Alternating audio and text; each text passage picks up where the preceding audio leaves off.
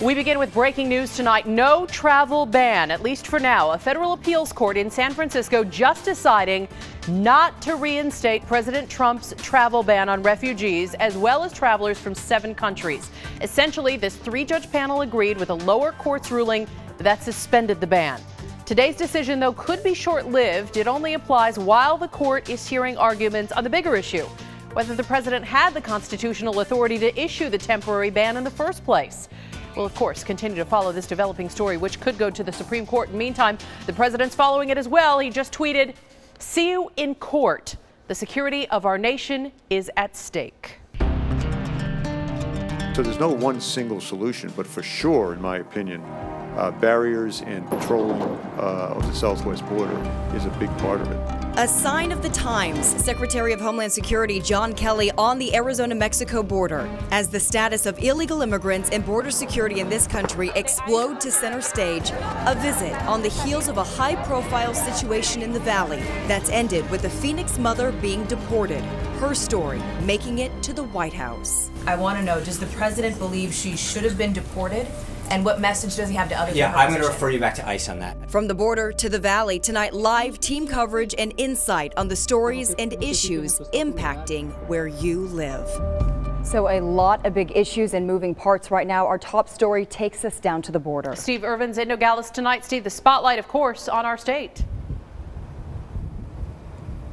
Yeah, this is the border that Arizonans are used to seeing here. You've got a metal fence that stands about 20 feet high, and it literally stretches for miles in each direction from where we are standing right outside of Nogales here. But there's a lot more security than that. You got Border Patrol vehicles here that are parked about every quarter mile or so. Right behind that Border Patrol vehicle, you can see cameras on a tower there. That's the electronic surveillance. Those are also posted every few hundred feet here. And on top of all of that, lights with generators stationed along this road that runs right along the border so that Border Patrol agents can keep a watchful eye on it 24 hours a day. The question is any of this going to change? Is this going to be replaced by a bigger wall, something that's more impenetrable? Unfortunately, we got more pictures than answers on that today, as reporters simply weren't allowed to ask questions on this. What we do know for sure is that Homeland Security Secretary John Kelly has only been on the job for about 3 weeks or so. He's already been to Texas. He heads to California tomorrow. Mostly what he's doing here is listening. Meantime, there's Arizona's role. Now, we know the governor's border security strike force has been in place for about 2 years. They've made about 1,300 arrests, and they've actually confiscated millions of dollars in drugs and cash. Kelly also got a briefing on that today and heard from local sheriffs in a closed-door meeting. We've told them a little bit about what we've done in terms of partnering with our county sheriffs, the good start that we've been off to, but I wanted you to be able to communicate for yourselves. That border security strike force, by the way, has not been without controversy. A couple years ago, sheriffs in Yuma and Pima County complained the plan pulled too many resources away from DPS when it should be used to keep highways safe and replace outdated equipment. So if the feds bring in more resources, does the state still send its own officers to the border? That is a big question. We know that Secretary Kelly has said he does want states involved. He does want partnerships here. The real question, all of the information that he's gathering here at the border, he's going to take all of that back to Washington. And is Washington listening? Guys? Steve, thank you. More from the border in our next newscast. Meantime, now ICE headquarters here in Phoenix, where protesters have taken over the sidewalks really since last night. Outrage turning into frustration and tears as a Mesa mom is deported. Her family members say she was trying to do the right thing. Checking in with ICE is required. ABC 15's Sonu Wasu is live with a look at the concern and the fear this deportation is now creating among our immigrant community. That's right. ICE officials say Guadalupe Garcia had a felony on record. She also had an order of removal pending, and as required by the law, she came in here to the headquarters and checked in with ICE officials every 6 months. But this time she came knowing that deportation was a risk. Actually, my list of options included hiding, included going into sanctuary. But to be honest with you, she's just a person of very high morals. Charged with criminal impersonation, having fake documents to get a job. Her lawyer says Guadalupe Garcia did what any mother would do to support a family. She came to this country when she was 14 years old. She missed DACA, the President Obama program, by 4 months because she was 4 months too old. Her children are U.S. citizens, but with a Class 6 felony on record, that makes no difference to the federal government, where the orders are to focus on removing those with felony convictions and orders of removal. Ladies and gentlemen, this could not have happened to a nicer family. Those who knew her choked up at the thought of a family now ripped apart. Some call it politics, others hate, and some say it's the right thing to do because in the eyes of the law, Garcia is a felon. My mother wanted her to fly.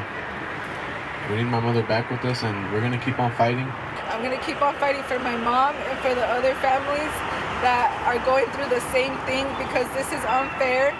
Activists here tell me with this deportation, ICE has sent a strong message to the illegal immigrant community, sending many of them back in the shadows, back in hiding, told to lay low. You think this is going to put people back in the shadow? Oh, 110%. All ICE did yesterday was send a shockwave to the community. Be afraid of us. Now, this deportation has sparked a lot of fear among undocumented people in our community. Coming up tonight at 6, you'll hear from immigration attorneys what they're telling their clients to do now that all this is happening. Back to you. All right, Sonu, thank you. We're also learning more about the 7 arrests made during those protests last night outside the ICE offices. Those arrested range in age from 23 to 57, each person booked in on misdemeanor charges of obstructing governmental operations and obstructing a public thoroughfare. The video from last night and early this morning, though, shows several protesters blocking that van from leaving ICE headquarters. Phoenix Mayor Greg Stanton weighing in on the deportation and the protest, releasing a statement in part reading, "Last night's events show President Trump's mass deportation plan makes our country less safe. Rather than tracking down violent criminals and drug dealers, ICE is spending its energy deporting a woman with 2 American children who has lived here for more than 2 decades and poses a threat to nobody," end quote. Mayor Stanton then went on to say, though, as long as he's mayor, he will not enter into any agreement with the Trump administration aimed at helping mass deportations. Well, we've been digging and we found that according to ICE data, since January of 2016, nearly 700,000 undocumented immigrants have been deported from Arizona.